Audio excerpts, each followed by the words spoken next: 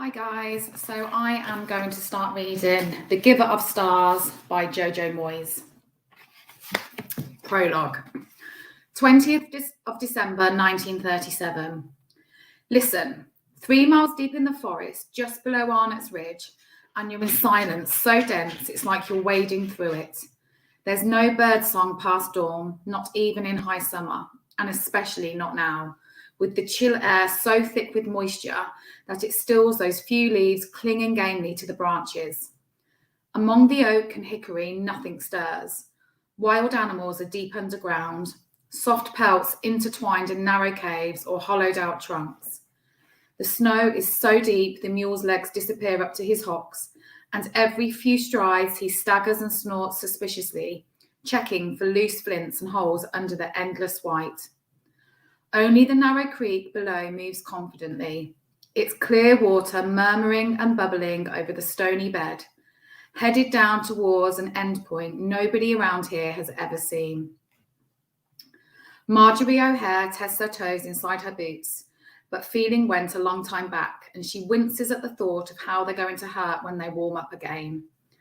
3 pairs of wool stockings, and in this weather, you might as well go bare-legged. She strokes the big mule's neck, brushing off the crystals forming on his dense coat with her heavy men's gloves.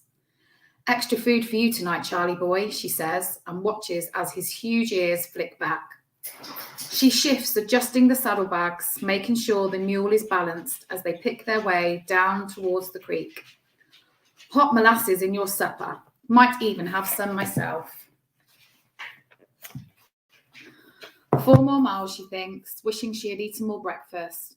Past the Indian escarpment, up the yellow pine track, 2 more hollers, and old Nancy will appear, singing hymns as she always does, her clear, strong voice echoing through the forest as she walks, arms swinging like a child's to meet her. You don't have to walk 5 miles to meet me, she tells the woman every fortnight. That's our job. That's why we're on horseback. Oh, you girls do enough. She knows the real reason. Nancy, like her bedbound sister Jean, back in the tiny log cabin at Red Lick, cannot countenance even a chance that she will miss the next tranche of stories. She's 64 years old with 3 good teeth and a sucker for a handsome cowboy. That Matt Maguire, he makes my heart flutter like a clean sheet on a long line. She clasps her hands and lifts her eyes to heaven. The way Archer writes him, well, it's like he steps right out of the pages in that book and swings me onto his horse with him. She leans forward conspiratorially. Ain't just that horse. I'd be happy riding. My husband and I had quite the seat when I was a girl. I don't doubt it, Nancy responds, every time, and the woman bursts out laughing, slapping her thighs like this is the first time she'd said it. A twig cracks and Charlie's ears flick. Ears that size, he can probably hear halfway to Louisville. This way, boy, she says, guiding him away from a rocky outcrop. You'll hear her in a minute. Going somewhere? Marjorie's head snaps around. He's staggering slightly, but his gaze is level and direct. His rifle, she sees, is cocked, and he carries it like a fool with his finger on the trigger.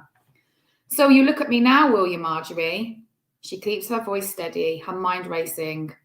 I see you, Clem McCulloch. I see you, Clem McCulloch, he spits as he repeats it, like a nasty child in a schoolyard.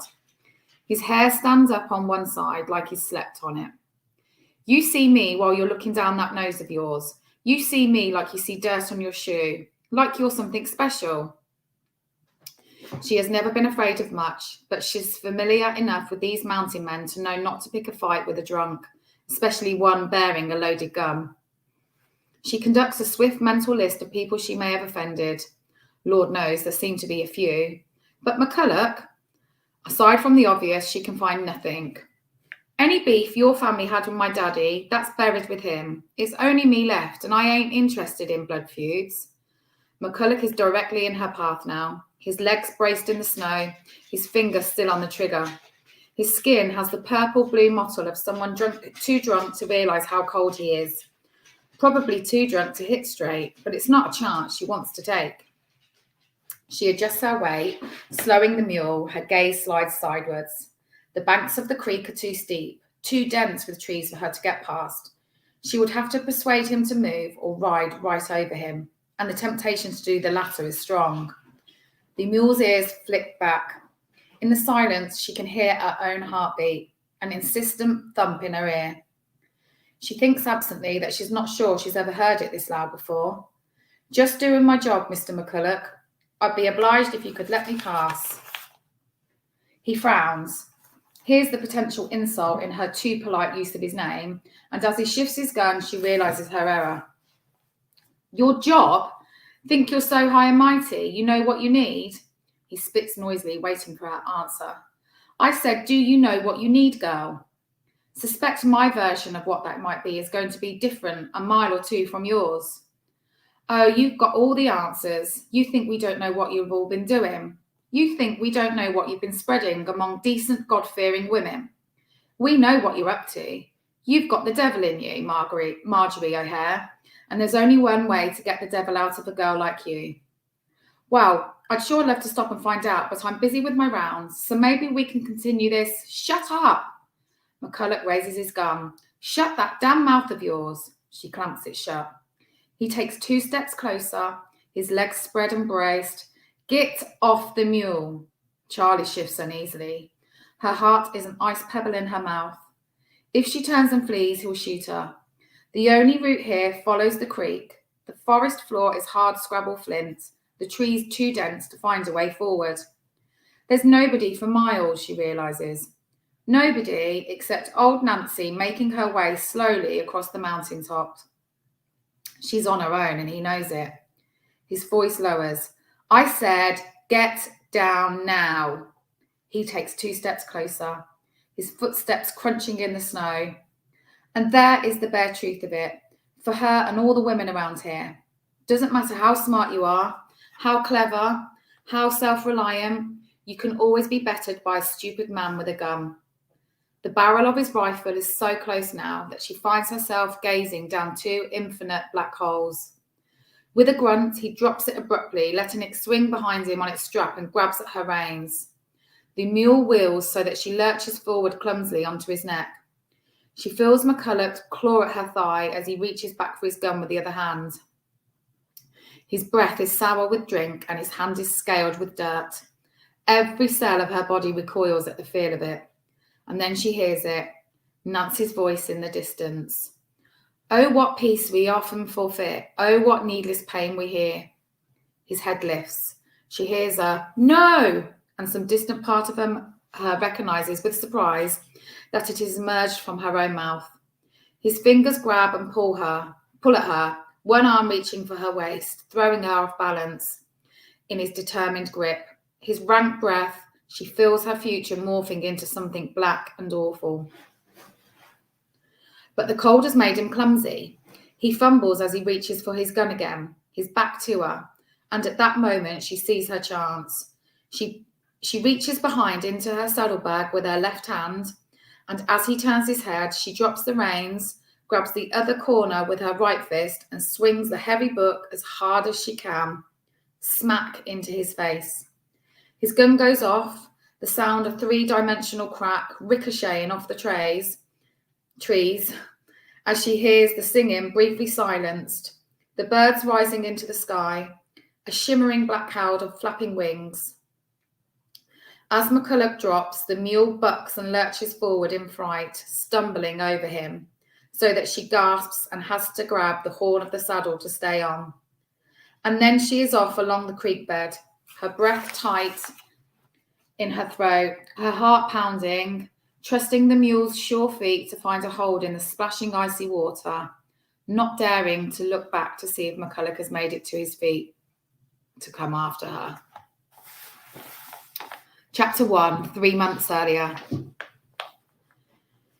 It was, everyone agreed, fanning themselves outside the store or passing in the shade of the eucalyptus trees, unseasonably warm for September. The meeting hall at Baileyville was thick with the smells of lye soap and stale perfume, bodies wedged together in good poplin dresses and summer suits. The heat had permeated even the clapboard walls so that the wood creaked and sighed in protest. Pressed tight behind Bennett as he shuffled his way along the row of packed seats, apologising as each person rose from their chair with a barely suppressed sigh. Alice swore that she felt the warmth of each body leach into her own as it leaned back towards them to pass. So sorry, so sorry. Bennett finally reached 2 empty seats, and Alice, her cheeks glowing with embarrassment, sat down, ignoring the sideways glances of the people around them. Bennett looked down at his lapel, brushing a non-existent lint, then spotted her skirt. You didn't change, he murmured. Excuse me, you said we were late. I didn't mean for you to come out with your house clothes on. She had been trying to make cottage pie to encourage Annie to put something other than southern food on the table.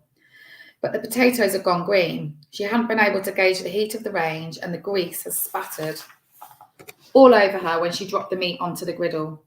And when Bennett came in looking for her, she had, of course, lost track of time. He could not for the life of him see why she wouldn't just leave the culinary matters to the housekeeper when an important meeting was about to take place. Alice placed her hand over the largest grease mark on her skirt and resolved to keep it there for the next hour, because it would be an hour, or 2, or, Lord help her, 3. Church and meetings and church. Sometimes Alice Van Cleve felt as if she had merely swapped one tedious daily pastime for another. That very morning in church, Pastor McIntosh had spent almost 2 hours declaiming the sinners who were apparently plotting ungodly dominance around the little town, and was now fanning himself and looking disturbingly ready to speak again. Put your shoes back on, Bennett murmured. Someone might see you. It's this heat, she said. They're English feet. They're not used to these temperatures. She felt, rather than saw, her husband's weary disapproval. She was too hot and tired to care, and the speaker's voice had a narcoleptic quality, so that she caught only every third word or so. Germinating, pods, chaff, paper bags, and found it hard to care much about the rest. Married life, she had been told, would be an adventure. Travel to a new land. She had married an American after all. New food, a new culture, new experiences. She had pictured herself in New York, neat in a 2-piece suit, in bustling restaurants and on crowded sidewalks. She would write home boasting of her new experiences. Oh, Alice Wright. Wasn't she the one who married the gorgeous American? Yes, I had a postcard from her. She was at the Metropolitan Opera or Carnegie Hall.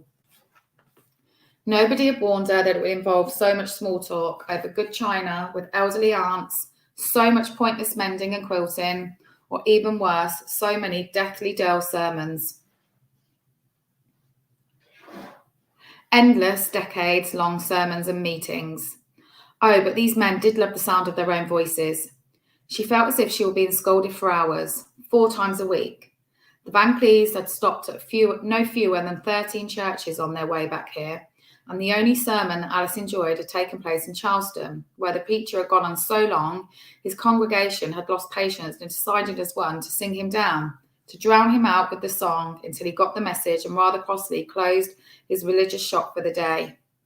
His vain attempts to speak over them as their voices rose and swelled determinedly had made her giggle. The congregations of Baileyville, Kentucky, she had observed, seemed disappointingly rapt. Just put them back on, Alice, please. She caught the eye of Mrs. Schmidt, in whose parlour she had taken tea 2 weeks previously, and looked to the front again, trying not to appear too friendly in case she invited her a second time. Well, thank you, Hank, for that advice on seed storage. I'm sure you've given us a lot to think about. As Alice slid her feet into her shoes, the pastor added, Oh no, don't get up, ladies and gentlemen. Mrs. Brady has asked for a moment of your time. Alice, now wise to this phrase, slid off her shoes again.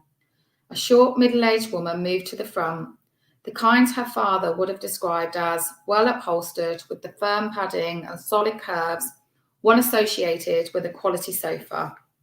It's about the mobile library, she said, wafting her neck with a white fan and adjusting her hat. There have been developments that I would like to bring to your attention. We are all aware of the devastating effects that depression has had on this great country. So much attention has been focused on survival that many other elements of our lives have had to take a backseat. Some of you may be aware of President and Mrs. Roosevelt's formidable efforts to restore attention to literacy and learning. Well, earlier this week, I was privileged to attend a tea with Mrs. Lena Nofsier, chairman of the library service for the Kentucky PTA, and she told us that, as part of it, the Works Progress Administration had instituted a system of mobile libraries in several states, and even a couple here in Kentucky. Some of you may have heard about the library they set up over in Harlan County. Yes? Well, it has proven immensely successful under the auspices of Mrs. Roosevelt herself and the WPA. She's an Episcopalian. What? Roosevelt, she's an Episcopalian. Mrs. Brady's cheek twitched. Well, we won't hold that against her. She's our First Lady and she's minding to do great things for our country. She should be minding to know her place, not stirring things up everywhere. A jowly man in a pale linen suit shook his head and gazed around him, seeking agreement. Across the way, Peggy Foreman leaned forward to adjust her skirt at precisely the moment Alice noticed her, which made it seem like Alice had been staring at her. Peggy scowled and lifted her tiny nose into the air and then muttered something to the girl beside her, who leaned forward to give Alice the same unfriendly look. Alice sat back in her seat, trying to quell the colour rising in her cheeks. Alex, you're not going to settle in unless you make some friends, Bennett kept telling her, as if she could sway Peggy Foreman and her crew of sour faces. Your sweetheart is casting spells in my direction again, Alice murmured. She's not my sweetheart. Well, she thought she was. I told you, we were just kids. I met you and, well, that's all history. I wish you'd tell her that. He leaned towards her. Alice, the way you keep hanging back, people are starting to think that you're kind of standoffish. I'm English, Bennett. We're not built to be hospitable. I just think the more you get involved, the better it is for both of us. Pop thinks so too. Oh, he does he? Don't be like that. Mrs. Brady shot them a look. As I was saying, due to the success of such endeavours in neighbouring states, the WPA has released funds to enable us to create our own travelling library here in Lee County. Alice stifled a yawn. On the credenza at home, there was a photograph of Bennett in his baseball uniform. He had just hit a home run and his face held a look of peculiar intensity and joy, as if at that moment he were experiencing something transcendent. She wished he would look at her like that again. But when she allowed herself to think about it, Alice Van Cleve realised her marriage had been the culmination of a series of random events, starting with a broken china dog, and she and Jenny Fitzwater had played a game of indoor badminton. It had been raining. What else were they supposed to do? Escalating with the loss of her place at secretarial school due to persistent lateness, and finally her apparently unseemly outburst at her father's boss during Christmas drinks. But he put his hand on my bottom while I was handing around the vol au vents, Alice protested. Don't be vulgar, Alice, her mother said, shuddering. These three events, with an incident involving her brother, Gideon's friends, too much rum punch, and a ruined carpet, she hadn't realised the punch contained alcohol. Nobody said. Had caused her parents to suggest what they called a period of reflection, which had amounted to keeping Alice indoors. She had heard them talking in the kitchen. She's always been that way. She's like your Aunt Harriet, Father had said dismissively. Mother had not spoken to him for 2 whole days, as if the idea of Alice being the product of her genetic line had been so unbearably offensive. And so over the long winter, as Gideon went to endless balls and cocktail parties, disappeared for long weekends at friends' houses, or parted in London, she gradually fell off her friends' invitation list and sat at home working half-heartedly at scrappy embroidery, her only outings accompanying her mother on visits to elderly relatives or to Women's Institute gatherings, where the subjects for discussion tended to be cake, flower arranging, and lives of the saints. It was as if they were literally trying to bore her to death. She stopped asking Gideon for details after a while, as they made her feel worse. Instead, she sulked her way through canister, cheated grumpily at Monopoly, and sat at the kitchen table with her face resting on her forearms as she listened to the wireless, which promised a world far beyond the stifling concerns of her own. So 2 months later, when Bennett Van Cleve turned up unexpectedly one Sunday afternoon at the Minister's Spring Festival with his American accent, his square jaw, and blonde hair, carrying with him the sense of a world in a million miles away from Surrey. Frankly, he could have been the Hunchback of Notre Dame, and she would have agreed that moving into a clanging bell tower was a very fine idea indeed. Thank you. Men tended to stare at Alice, and Bennett was immediately smitten by the elegant young Englishwoman with huge eyes and waved, bobbed blonde hair, whose clear, clipped voice was like nothing he'd ever heard back in Lexington, and who, his father remarked, might as well be a British princess for her exquisite manners and refined way of lifting a teacup. When Alice's mother revealed that they could claim a duchess in the family through marriage 2 generations back, the Order Van Cleve almost expired with joy. A duchess? A royal duchess? Oh, Bennett, wouldn't that have tickled your dear mother? Father and son were visiting Europe with an outreach mission of the combined ministry of East Kentucky under God, observing how the faithful worshipped outside America. Mr. Van Cleve had funded several of the attendees in honour of his late wife, Dolores, as he was prone to announcing during lulls in conversation. He might be a businessman, but it meant nothing if it was not done under the auspices of the Lord. Alice thought he seemed a little dismayed by the small and rather unfervent expressions of religious favour at St. Mary's on the Common, and the congregation had certainly been taken aback by Pastor Mackintosh's ebullient roaring about fire and brimstone. Poor Mrs. Arbuthnot had to be escorted through a side door for air. But what the British lacked in piety, Mr. Van Cleve observed that they more than made up for with their churches, their cathedrals, and all their history. And wasn't that a spiritual experience in itself? Alice and Bennett, meanwhile, were busy with their own slightly less holy experience. They parted with clutched hands and ardent expressions of affection, the kind heightened by the prospect of imminent separation. They exchanged letters during his stops at Reims, Barcelona, and Madrid. Their exchanges reached a particularly feverish pitch when he reached Rome, and on the way back it was a surprise only to the most disengaged members of the household that Bennett proposed, and Alice, with the alacrity of a bird seeing its cage door swing open, hesitated a whole half a second before she said yes, she would, to her now lovelorn and rather deliciously tanned American. Who wouldn't say yes to a handsome, square-jawed man who looked at her as if she were made of spun silk? Everyone else had spent the past months looking at her as if she were contaminated. Why, you were just perfect, Bennett would tell her, holding his thumb and forefinger around her narrow wrist as they sat on the swing seat in her parents' garden, collars up against the breeze, and their fathers watched indulgently from the library window, both for their own reasons, privately relieved about the match. You're so delicate and refined, like a thoroughbred. He pronounced it refined. And you're ridiculously handsome, like a movie star. Mother would have loved you. He ran a finger down her cheek. You're like a china doll. 6 months on, Alice was pretty sure he didn't think of her as a china doll anymore. They had married swiftly, explaining the haste as Mr. Van Cleve's need to return to his business.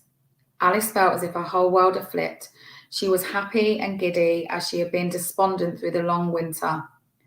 Her mother packed her trunk with some faintly indecent delight, with which she had told everyone in her circle about Alice's lovely American husband and rich industrialist father. It might have been nice if she looked a tiny bit mournful at the thought of her only daughter moving to a part of America nobody she knew had ever visited. But then Alice had probably been equally eager to go. Only her brother was openly sad, and she was pretty sure he would recover with his next weekend away. I'll come and see you, of course, Gideon said. They both knew he wouldn't. Bennett and Alice's honeymoon consisted of a 5-day voyage back to the United States, then onward by road from New York to Kentucky. She had looked Kentucky up in the encyclopedia and been quite taken with all the horse racing. It sounded like a year-long Derby day. She squealed with excitement at everything: their huge car, the size of the enormous ocean liner, the diamond pendant Bennett bought her as a gift from a store in London's Burlington Arcade. She didn't mind Mr. Van Cleve accompanying them the entire journey. It would, after all, have been rude to leave the older man alone, and she was too overcome with excitement at the idea of leaving Surrey with its silent Sunday drawing rooms and permanent atmosphere of disapproval to mind. If Alice felt a vague dissatisfaction with the way Mr. Van Cleve stuck to them like a limpet, she smothered it, doing her best to be the delightful version of herself that the two men seemed to expect. On the liner between Southampton and New York, she and Bennett at least managed to stroll the decks alone in the hours after supper, while his father was working on his business papers or talking to the elders at the captain's table. Bennett's strong arm would pull her close, and she would hold up her left hand with its shiny new gold band and wonder at the fact that she, Alice, was a married woman. And when they were back in Kentucky, she told herself she would be properly married, as the three of them would no longer have to share a cabin, curtained off as it was. "It's not quite the trousseau I had in mind," she whispered in her undershirt and pyjama bottoms. She didn't feel comfortable in less, after Mr. Van Cleve Sr. had, in his half-asleep state one night, confused the curtain of their double bunk with that of the bathroom door. Bennett kissed her forehead. "It wouldn't feel right without father close by anyway," he whispered back. He placed the long bolster between them, "else I might not be able to control myself." And they lay side by side, hands held chastely in the dark, breathing audibly as the huge ship vibrated beneath them. When she looked back, the long trip was suffused with her suppressed longing, with furtive kisses behind lifeboats, her imagination racing as the sea rose and fell beneath them. "You're so pretty. It will all be different when we get home," he would murmur into her ear. She would gaze at his beautiful sculpted face and bury her face in his sweet-smelling neck, wondering how much longer she could bear it. And then, after the endless car journey and the stopovers with this minister and that pastor the whole way from New York to Kentucky, Bennett had announced that they would not be living in Lexington as she had assumed, but in a small town some way further south. They drove past the city and kept going until the roads narrowed and grew dusty, and the buildings sat sparsely in random groupings, overshadowed by vast tree-covered mountains. It was fine, she assured him, hiding her disappointment at the sight of Baileyville's Main Street, with its handful of brick buildings and narrow roads that stretched to nowhere. She was quite fond of the countryside, and they could take trips to town like her mother did to Simpson's in the Strand, couldn't they? She struggled to be equally sanguine at the discovery that, for the first year, at least, they would be living with Mr. Van Cleve. "I can't leave father alone while he's grieving mother. Not just yet, anyway. Don't look so dismayed, sweetheart. It's the second largest house in town, and we'll have our own room." And then once they were finally in that room, of course, things had gone awry in a way she wasn't even sure she had the words to explain. With the same gritting of teeth with which she had endured boarding school and pony club, Alice attempted to adjust to life in the small Kentucky town. It was quite the cultural shift. She could detect, if she tried hard, a certain rugged beauty in the landscape, with its huge skies, its empty roads, and shifting light in its mountains, among whose thousands of trees wandered actual wild bears, and whose treetops were skimmed by eagles. She was awed at the size of everything, the vast distances that felt ever present, as if she had had to adjust her whole perspective. But in truth, she wrote in her weekly letters to Gideon, everything else was pretty much impossible. She found life in the big white house stifling, although Annie, the near-silent housekeeper, relieved her of most household duties. It was indeed one of the largest in town, but was stuffed with heavy antique furniture, every surface covered with the late Mrs. Van Cleve's photographs or ornaments, or a variety of unblinking porcelain dolls that each man would remark was mother's favourite, should Alice attempt to move them an inch. Mrs. Van Cleve's exacting, pious influence hung over the house like a shroud. Mother wouldn't have liked the Bolsters' position like that, would she, Bennett? Oh no, Mother had very strong opinions on soft furnishings. Mother did love her embroidered palms. Why didn't Pastor McIntosh say he didn't know a woman in the whole of Kentucky whose blanket stitch was finer? She found Mr. Van Cleve's constant presence overbearing. He decided what they did, what they ate, the very routines of their day.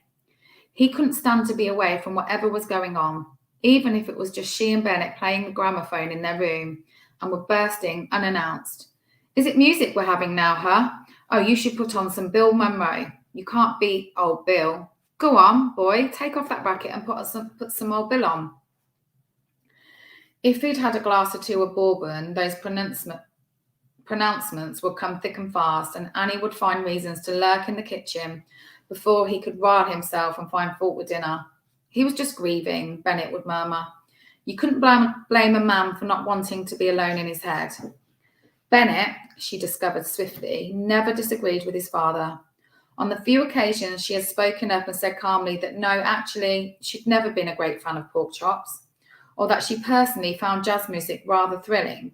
The two men would drop their forks and stare at her with the same shocked disapproval as if she had removed all her clothes and danced a jig on the dining table. Why do you have to be so contrary, Alice? Bennett would whisper as his father left to shout orders at Annie. She realised swiftly it was safer not to express an opinion at all. Outside the house was little better. Among the townspeople of Baileyville, she was observed with the same assessing eye they turned on anything foreign.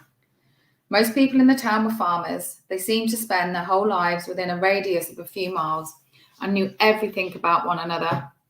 There were foreigners, apparently, up at the Hoffman Mining, which housed some 500 mining families from all over the globe, overseen by Mr. Van Cleve.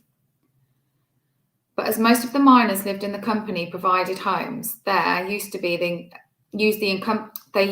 the company-owned store, school and doctor, and were too poor to own either vehicles or horses.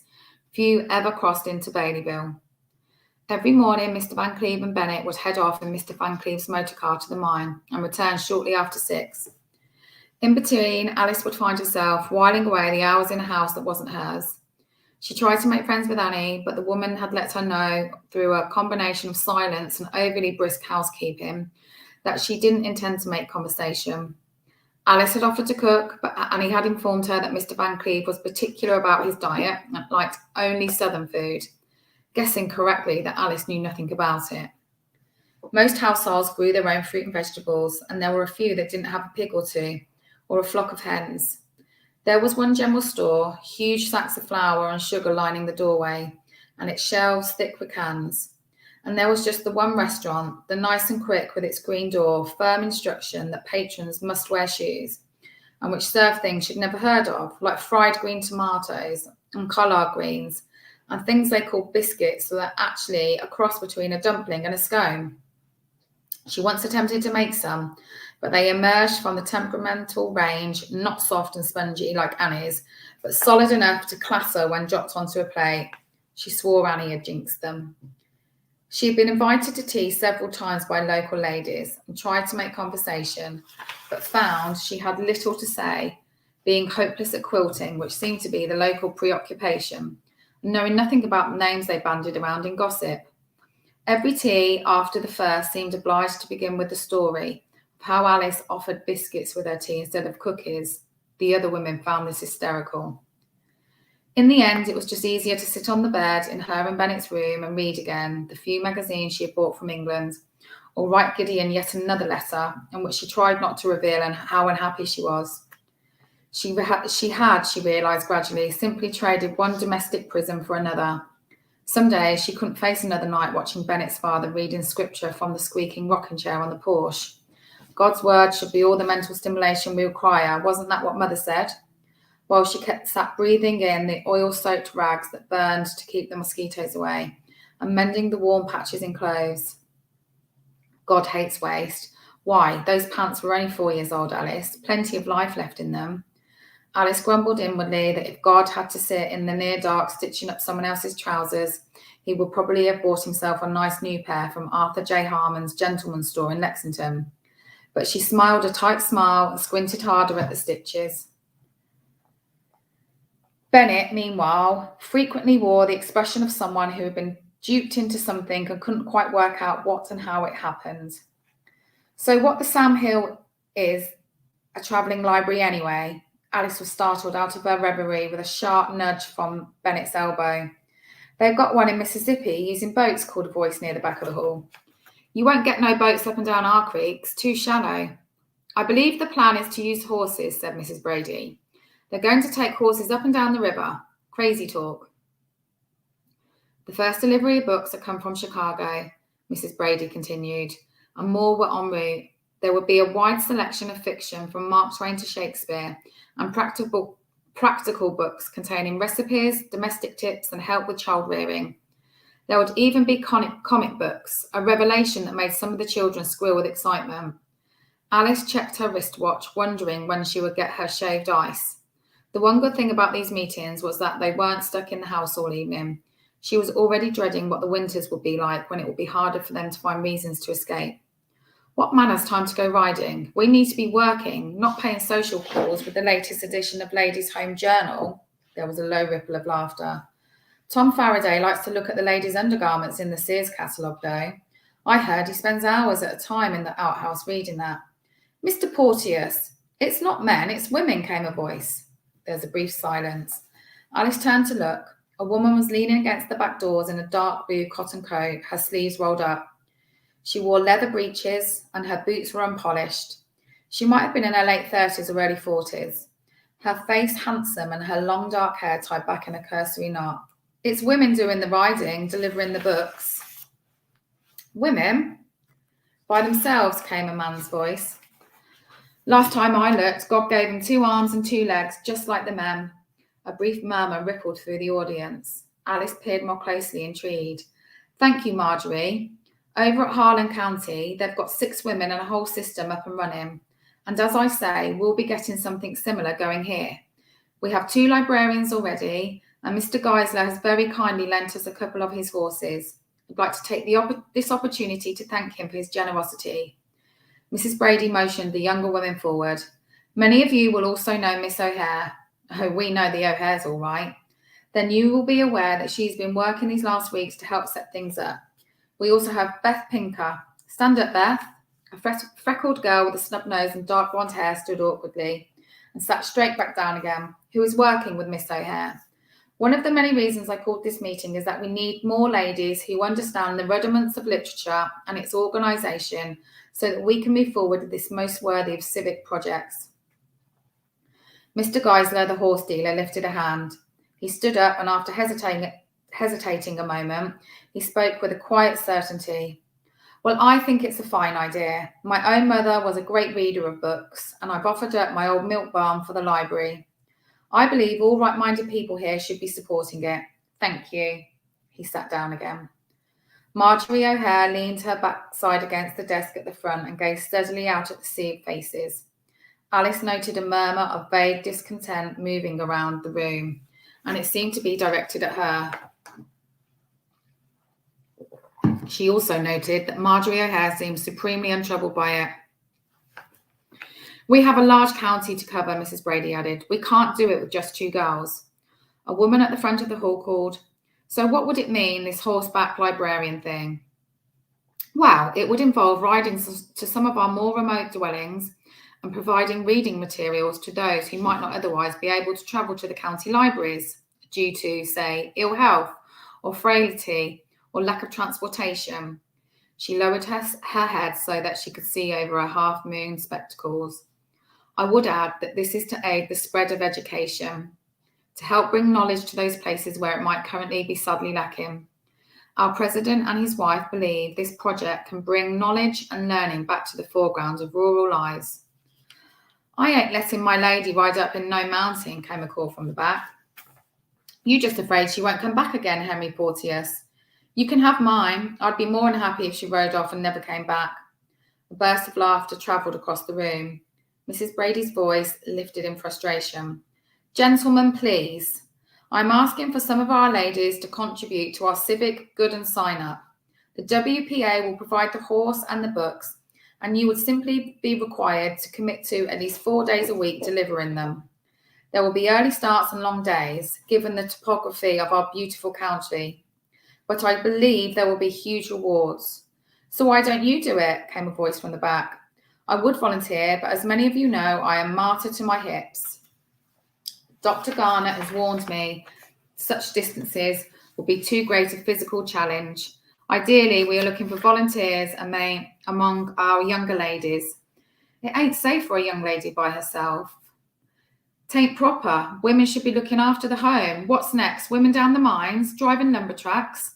Mr. Simmons, if you can't see there's a world of difference between a lumber truck and a copy of Twelfth Night, then Lord help Kentucky's economy, for I don't know where we'll be headed.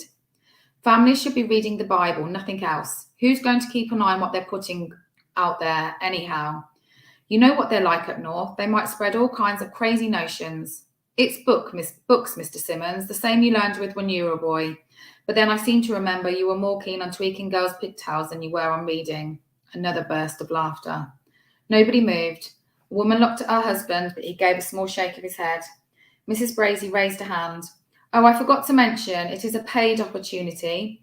Remuneration will be in the region of $28 a month. So who would like to sign up?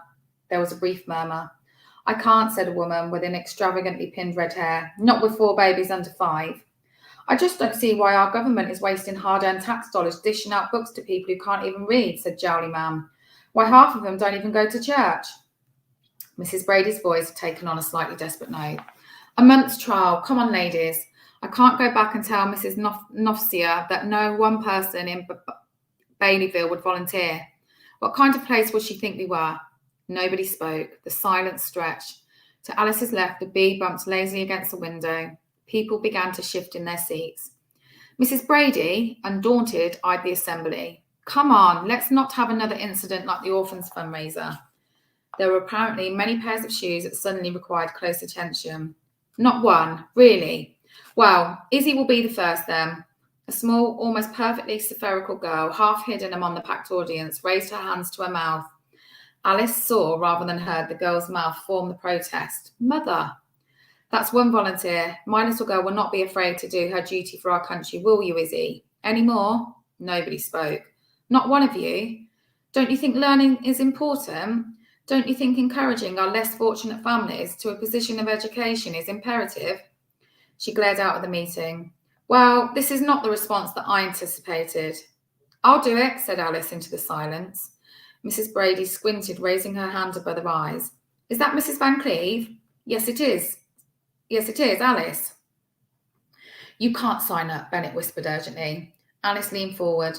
My husband was just telling me that he believes strongly in the importance of civic duty, just as his dear mother did. So I would be happy to volunteer. Her skin prickled as the eyes of the audience slid towards her. Mrs. Brady fanned herself a little more vigorously. But you don't know your way around these parts, dear. I don't think that would be very sensible. Yes, Bennett hissed. You don't know your way around, Alice. I'll show her, Marjorie O'Hare nodded to Alice. I'll ride the routes with her for a week or 2. We can keep her close to town till she's got a nose for it. Alice, Bennett whispered. He seemed flustered and glanced up at his father. Can you ride? Since I was 4 years old. Mrs. Brady rocked back on her heels in satisfaction. Well, there you are, Miss O'Hare. You have another 2 librarians already. It's a start. Marjorie O'Hare smiled at Alice, and Alice smiled back, almost before she realised what she was doing. Well, I do not think this is a wise dear at all, said George Simmons, and I shall be writing to Governor Hatch tomorrow to tell him as much. I believe sending young women out by themselves is a recipe for disaster, and I can see nothing but the foment of ungodly thoughts and bad behaviour from this ill-conceived idea, First Lady or not. Good day, Mrs. Brady. Good day, Mr. Simmons. The gathering began to rise heavily from its seats. I'll see you at the library on Monday morning, said Marjorie O'Hare, as they walked out into the sunlight. She thrust out a hand and shook Alice's.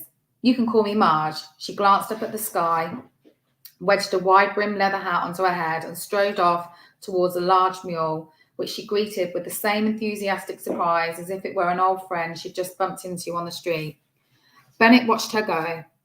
Mrs. Van Cleve, I have no idea what you think you're doing. He said it twice before she remembered that this, in fact, was now her name.